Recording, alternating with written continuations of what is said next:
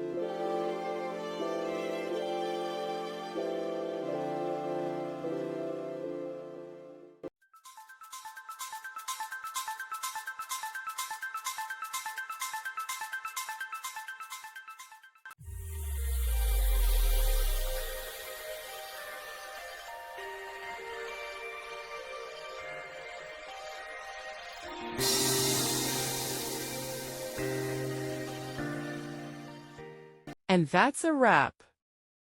I hope you found the answer you were looking for. If you did, take a second to hit that subscribe button. It really helps out. And let me know in the comments which solution worked best for you. See you next time in the debug zone.